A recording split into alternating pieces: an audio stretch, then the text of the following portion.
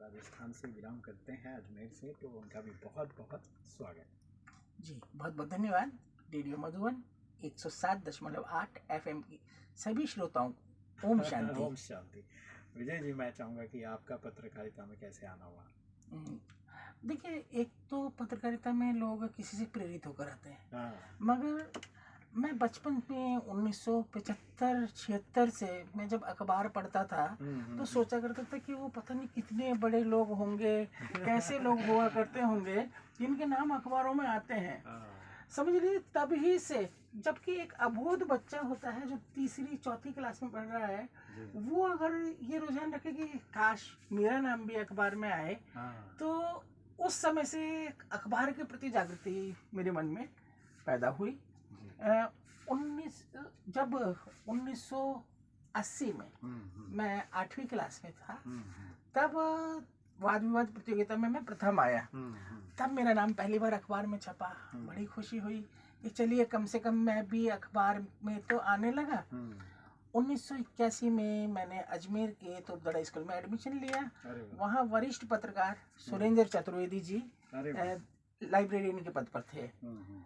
उन्होंने जब मेरा संवाद शैली, लेखन शैली देखी तो उन्होंने कहा, विजय तुम लिखो। अच्छा। इसके बाद में जो अजमेर के दैनिक समाचार पत्र थे उनमें मेरा लेखन शुरू हुआ।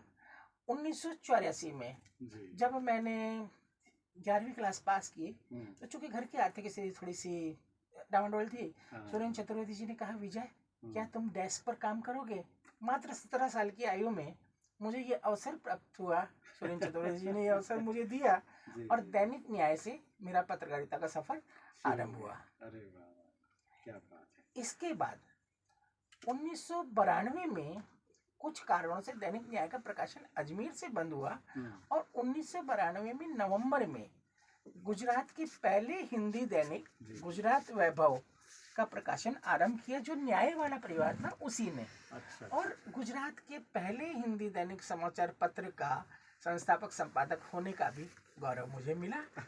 एक और मेरी अगली कड़ी तमिलनाडु में 1995 में पहला हिंदी साप्ताहिक चमकता सितारा नाम से आरंभ हुआ, जिसका संस्थापक संपादक होने का गौरव मुझे भाई बीपी गोस्वामी ने प्रदान किया।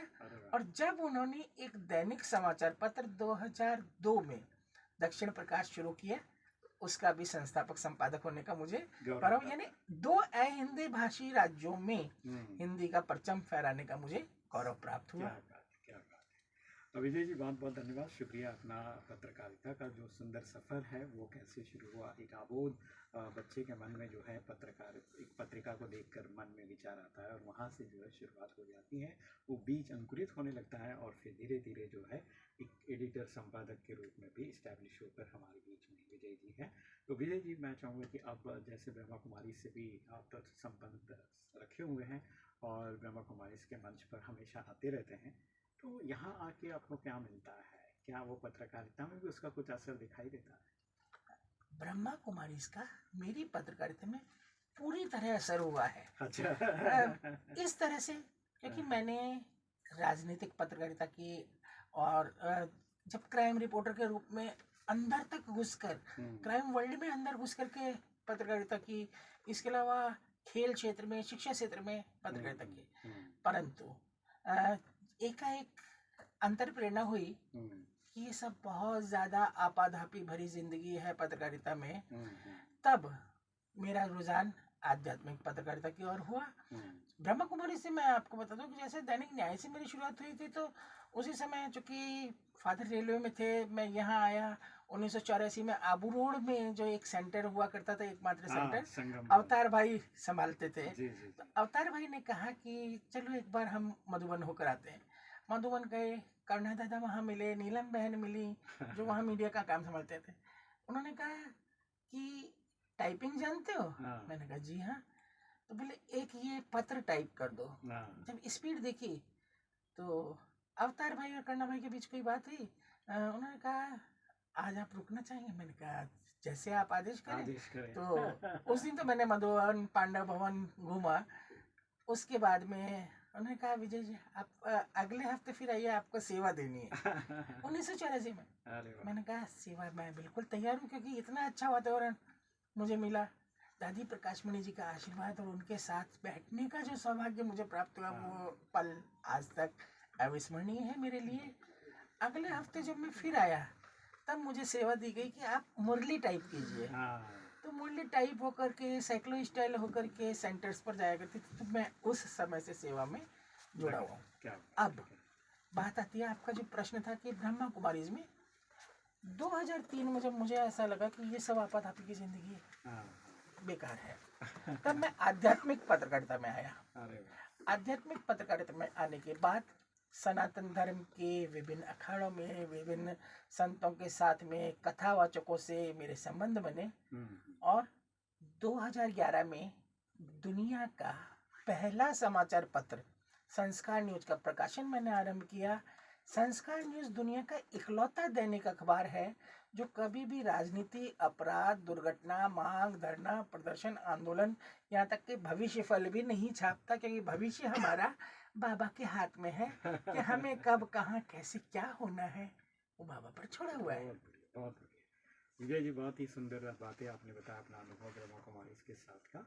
और अब जाते जाते मैं चाहूँगा एक छोटा सा संदेश क्या देना चाहेंगे जनता जनार्दन? मैं अपने जीवन के आधार पर संदेश देना चाहूँगा कि हम सकारात्मक पत्रकारिता करके भी अपने परिवार का पालन पोषण कर सकते हैं। हमें नेताओं के चरण चुंबन करने की, अपराधियों के घर में जाकर के उनके तलवे चाटने की, मैं तो स्पष्ट कहता हूँ, कोई आवश्यकता नहीं है। मेरे पत्रकार मित्रों, आइए सकारात्मक पत्रकारिता करें। और सकारात्मक आपको जानकर आश्चर्य होगा, मेरे सकारात्मक पत्रकारिता में आज 2 मिलियन से ज्यादा फेसबुक व्यूज एंड फॉलोअर्स हैं।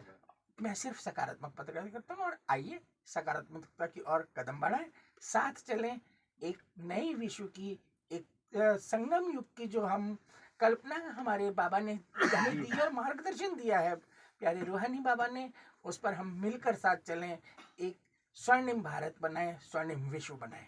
क्या बात। चलिए विजय जी, बहुत बहुत धन्यवाद, शुक्रिया आपका। बहुत ही सुंदर संदेश आपने दिया, जहाँ पर आपने कहा कि पॉजिटिव मीडिया के माध्यम से भी आप अपना भरण पोषण कर सकते हैं। आपको कहीं भी ऐसे नेगेटिव चीज़ों की तरफ जाने की ज़रूरत नहीं है। जितना सकारात्मक खुद रहेंगे, सकारात्मक लिखेंगे, उतना ही लोग आपको पढ़ेंगे और आप आगे बढ़ते जाएंगे। इन्हीं शुभ आशाओं के साथ फिर से एक बार विजय जी को बहुत बहुत धन्यवाद, शुक्रिया। आप सुनाए हैं रेडियो मधुबन 107.8 FM, सुनते रहो, मुस्कुराते रहो।